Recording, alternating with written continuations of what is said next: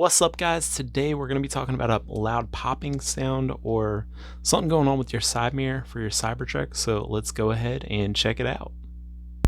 If your Tesla Cybertruck has a low-pitched booming sound or a vibrating driver's side mirror at highway speeds, mechanics use a highway test drive above 60 miles per hour to confirm a failure in the door reinforcement brackets. This isn't just a minor rattle or a loose piece of trim that you can ignore. It is a specific resonance issue that turns your door panels into large acoustic speakers for vibration. We are going to break down the exact diagnostic steps, the complex multi-stage adhesive repair, and the final repair bill at the end of the video.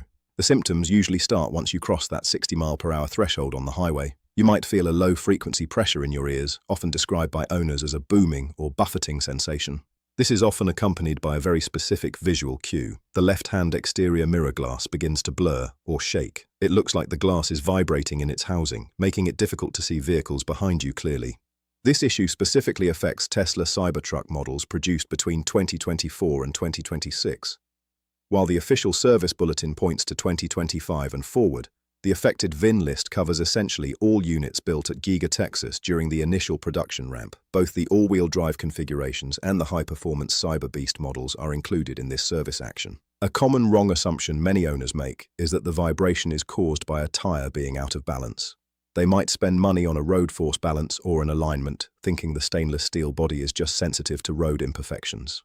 However, if the vibration is coming from the doors and the mirror glass is dancing, new tires won't fix it. This is a structural bonding failure hidden deep inside the door assemblies. Because this is a mechanical resonance issue, there are no specific diagnostic trouble codes or DTCs that will trigger a check engine light. Instead, Tesla technicians use specific correction codes such as S042512 to track the repair of all four doors. The diagnosis is entirely auditory and visual, requiring the technician to isolate which door, front, rear, or all four, is generating the frequency. The root cause lies in the physics of how the Cybertruck's door is constructed. The door features internal reinforcement brackets designed to provide structural stiffness to the large stainless steel door skins. In the factory, these brackets were attached using a specialized adhesive and dampened with butyl pads. The failure happens because that adhesive can delaminate or peel away from the metal surfaces over time. Once the bond breaks, the reinforcement bracket is no longer one with the door panel. Instead, it sits just millimeters away from the inner skin, vibrating against it thousands of times per minute at high speeds. Because the Cybertruck uses cold-rolled stainless steel, the metal is exceptionally stiff and prone to reflecting sound energy rather than absorbing it. The result is a mechanical drum effect where the bracket beats against the door skin. The manufacturer's original design failed because the quantity and placement of the butyl damping material were insufficient. Butyl is a synthetic rubber that converts motion into a tiny amount of heat, effectively killing vibrations. Without enough of this material, and with the primary adhesive failing, the brackets reached their natural resonant frequency. This energy travels directly through the door frame and into the side mirror mount, which explains the shaking glass. The repair direction for this issue is surprisingly labor-intensive and cannot be handled by Tesla's mobile service fleet. It must be performed at a service center because of the specialized chemicals and curing times required. The process begins by stripping the interior door closeout panels to gain access to the raw metal of the inner door structure. Technicians must first perform a clean and prep phase that is critical for the new bond to hold. They use a wire brush and a gasket scraper to manually remove the failed factory adhesive from the bracket edges. This is a tedious process, as any leftover residue will prevent the new two-part adhesive from wetting out and grabbing the stainless steel surface. Once the old material is gone, the area is treated with high-purity isopropyl alcohol (IPA) wipes. The alcohol must dry for at least 1 full minute to ensure no moisture is trapped under the new bond. This step is vital because the stainless steel surface must be chemically clean for the high-strength structural adhesive to perform its job. The next step involves a specialized two-part adhesive dispensing gun equipped with a mixing nozzle. The technician applies a continuous bead of adhesive along the joints where the bracket meets the door panel. They must run this bead from the top of the bracket down toward the bottom, being extremely careful not to block the drain holes. If the drain holes are clogged with adhesive, water will trap inside the door, leading to corrosion or electrical shorts later. Beyond the adhesive, the repair involves a massive increase in damping material. In the front doors, the technician removes the old forward upper butyl patch and replaces it with a new one.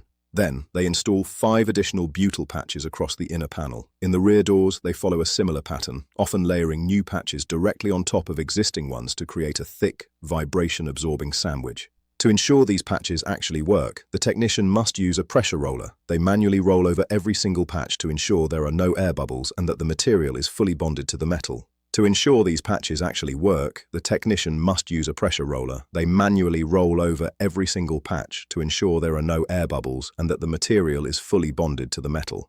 After the chemical and mechanical work is done, the vehicle enters a cure phase. The two-part adhesive requires a minimum of 2 hours to set up before the door panels can even be reinstalled. During this time, the vehicle cannot be driven, as the vibrations from the road would break the bond before it has a chance to harden. A final high-speed test drive is then required to verify the cabin is quiet. Owner experiences on forums like Reddit and Cybertruck Owners Club suggest this is a night and day difference. Before the fix, drivers felt like they were inside a vibrating drum. After the fix, the highway ride becomes significantly more premium and silent. Many owners reported that the shaking mirror was the first thing they noticed, even before they realized the booming sound was coming from the doors. Now, let's talk about the cost of this repair. Because this is detailed in a Tesla service bulletin, most vehicles currently on the road will have this covered under the new vehicle limited warranty. However, if you are paying out of pocket or if the vehicle is outside the basic warranty period, the labor hours add up quickly. The bulletin allows for up to 4.44 hours of labor if all 4 doors require the full rework.